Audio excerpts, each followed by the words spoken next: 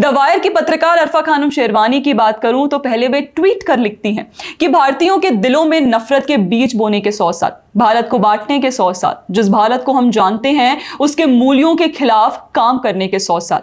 अरफा बीबी 100 साल क्यों, आप 1400 साल पुरानी बात कीजिए ना। फिर जब मजहब के नाम पर एक माफिया का गठन हुआ, जब मानवता का अपहरण हुआ, 1400 साल से चल रहा गुलामी, आतंकवाद, ये सब तो आपको कभी नहीं दिखा। नफरत, हिंसा और फंडामेंटलिज्म की बुनियाद पर बने आइडिया को प्रोपोगेट करने वाली अरफा जी को तो पत्रकार कहलाकर संघ के लिए कुछ कहने का अधिकार ही नहीं है। इस राइट को अवेल करने के लिए अरफा जी को पहले उस आइडिया को कॉल आउट करना चाहिए जो दिन में 5 बार चिल्ला चिल्ला कर आइडिया को ना मानने वालों के रिलीजियस फ्रीडम पर अटैक करता है।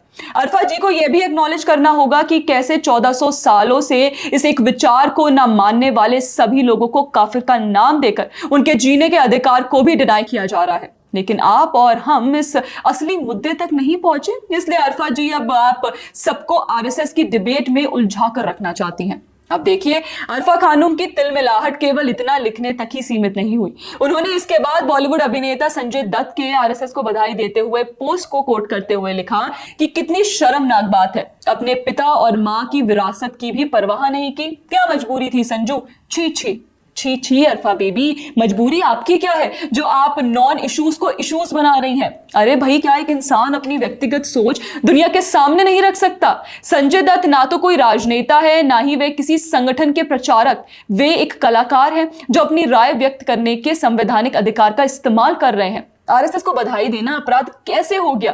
क्या भारत में केवल वामपंथी संगठन और विदेशी फंडिंग से पलने वाली एनजीओ को बधाई देना ही एक्सेप्टेबल है?